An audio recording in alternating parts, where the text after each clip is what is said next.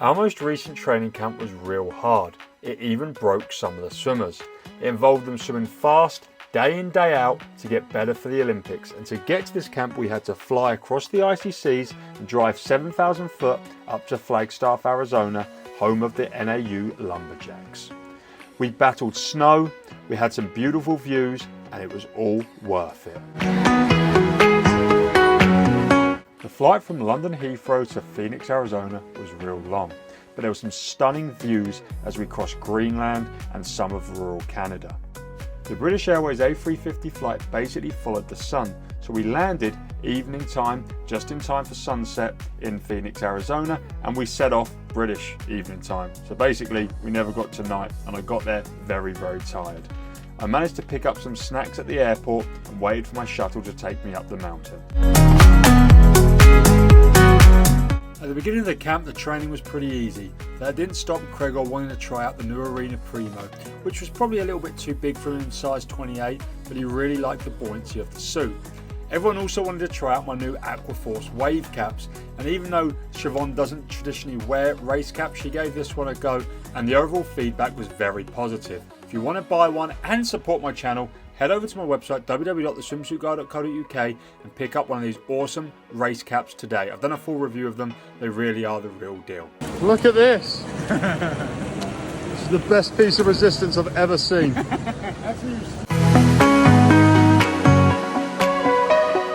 My primary purpose on this camp was of course to coach, help Tom out with his group as they prepare for the Olympics and get that last bit of aerobic work done at altitude to really make sure they are set for the season ahead. But of course while I was up there, I needed a workout and I love bouldering, and there's a bouldering gym down the road. So me and Tom joined. We got a month membership and we wanted to get our money's worth, so we climbed every day, and lo and behold, my arm is absolutely ruined. Right now, I'm like in agony. Still, because I keep trying to climb again without recovering, and I have Masters Nationals in 3 days and my arm is not good. But I had a great time climbing with Tom every day, and sometimes the swimmers would come join us. We try and get some extracurricular activity with all the swimmers throughout the week. We also done some spinning. I have no footage of that. That's Siobhan's favourite go-to, is spinning. She dragged me along twice. I hated it. We also then with Andy went top roping, which is also climbing, but way more endurance climbing, and I found this quite scary and quite tough, but loved trying it out.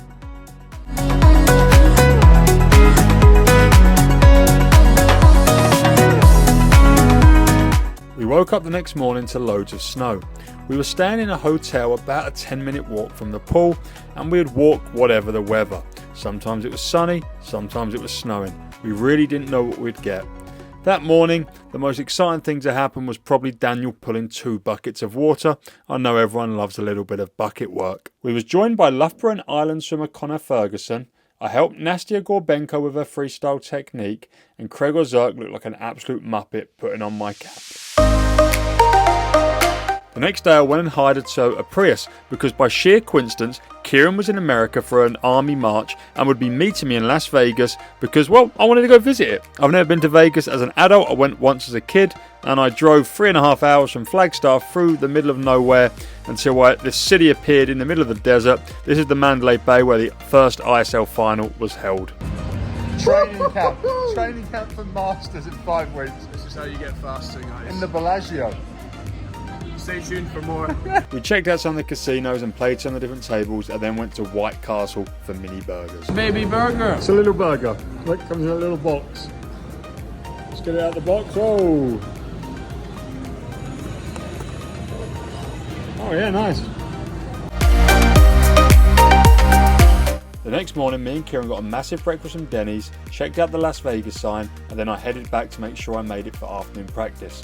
If you like that festival t-shirt that Kieran's wearing, you can buy it amongst other merch from my website, so go check that out.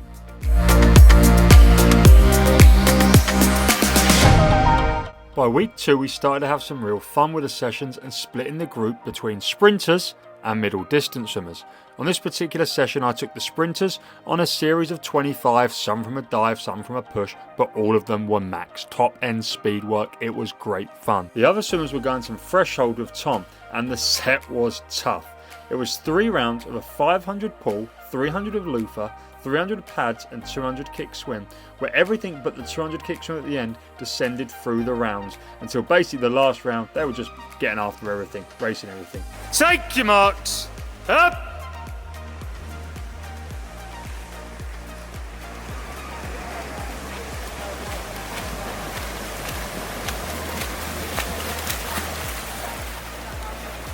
10-9 tie. 10-2. Last one, fastest one, Nastia. Wowee. Yards, baby. Oh yeah, public sessions are okay here because they have 20 lanes. And more lanes in the dive tank. During this camp, I was about 5 weeks away from my target meet, the Masters National Championships in Swansea. In real time, that meet is literally 2 days away. I'm about to pack to go to Swansea tomorrow. So obviously I wanted to make the most of being both at altitude and having awesome access to a pool. Now, even though my meet is long course, I of course wanted to train short course yards because I can go faster in short course yards, and short course yards is novel for me as a British guy. That was local coach Zander, who wanted to join me for some sessions, and it was great having a training buddy.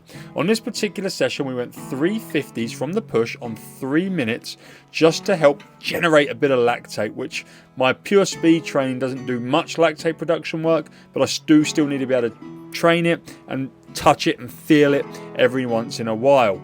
I do this at 100 pace so I can maintain some sort of speed, and was going pretty quick. While on this training camp, we shared the pool with 2 other teams. One of them teams was from Queensland, Australia, and featured world record holder Mitch Larkin and world record holder Kate Campbell, as well as Olympic champion Zach Stubberty-Cook. The other team was from Loughborough Uni, the distance group with Andy Manley that featured another world record holder in Dan Whiffin. That makes 3 world record holders in the pool, and with Siobhan Horry from our group, there was 4 world record holders in the pool at any given moment.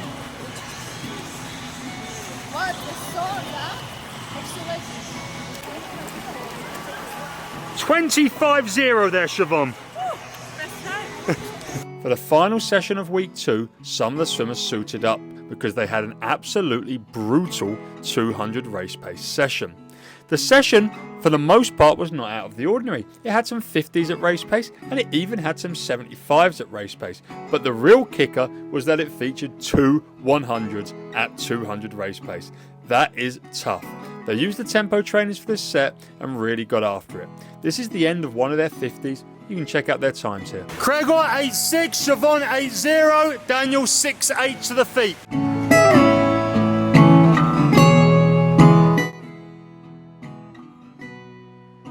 The weekend meant it was time to explore, and to do that I had to yet again hire another car, this time a Ford Expedition. I headed off to Antelope Canyon and was joined by some of the swimmers and the physio from Hong Kong. David Gerchik from Israel joined us, and so did Gregor along with his newborn son Lucas and his partner Laura. This was one of the most impressive things I've ever done in my life. Just look at these rocks, and it was such a cool experience, although it was very windy and some sand got into my camera.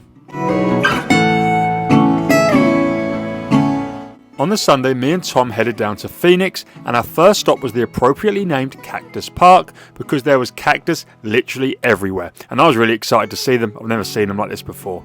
Cactus Park was an outdoor 25-yard pool complex, which was beautiful considering we'd just left the snow and now we're outside in the sun swimming in the cool breeze. The set we'd done was a mix of aerobic 100s and 25s at 100 pace, which I had previously done at altitude.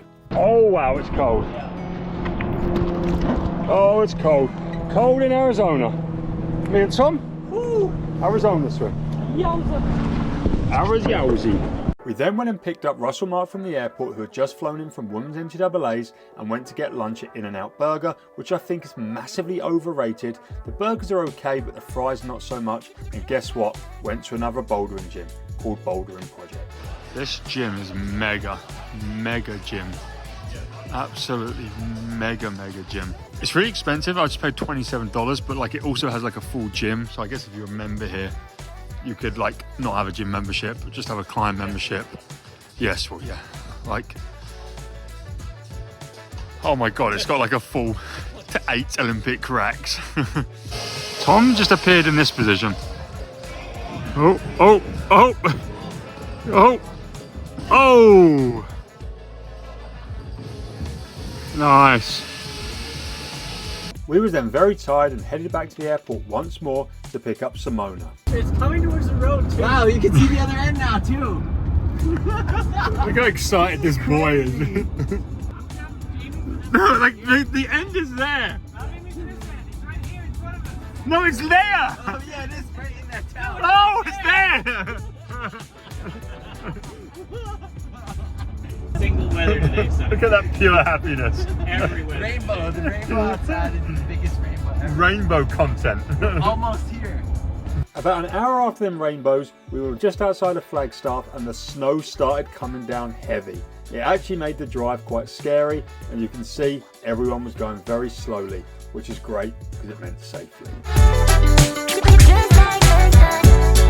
On this trip, I wanted to film a video where I'd done a dive 25 in every tech suit I owned, but in the last few days on my trip, they were no longer going to have the pool in yards, so I had to find the nearest yards pool, which happened to be in a place called Sedona. Me and Simona made the trip down before afternoon practice and I ripped my fingers open putting the last suits on. The pool was really cold and had no wedges on the blocks, so the times were all really slow, but I was glad I went and checked out this beautiful pool with a red rock backdrop. We then went back to Flagstaff for afternoon practice, where the set was going to be really hard. Here Tom and Russell are comparing their GoPro setups, but the main set today was going to be 4 rounds of 850s, a 200 pace Tom classic, and Connor had the privilege of being able to join us and, well, getting destroyed. Simona was there on deck with us, which was really nice, and here's a nice little montage of the guys warming up. I don't have much footage of this session because there was so much coaching going on, but I would hazard a guess and say it might have been the hardest session of the whole camp. On my last day of camp, everyone wanted to do a different excursion. Russell was going for a run, Tom and some of the girls were going for a spin session, me, Simona and Camille were going for a bouldering session because I really had to finish this route because I failed it so many times the day before. This is probably the reason and probably the point where my bicep and my shoulder got injured, because this is such a long route, but I committed to it, I got the route, and now 2 weeks on I'm still in pain. But it was worth it. Simona also got the route that I got, and we caught her on CCTV laying on the floor. We then all headed to Chipotle for lunch. I then started my lonely journey back to the UK as the rest of the team had 2 weeks left of the camp. I had a 3-hour shuttle, a 9-hour flight, and then when I arrived at Heathrow I had to run to make the train because it was a 3-hour journey back to Plymouth. If you enjoyed this video, hit the like button, make sure to subscribe, and see you on the next one.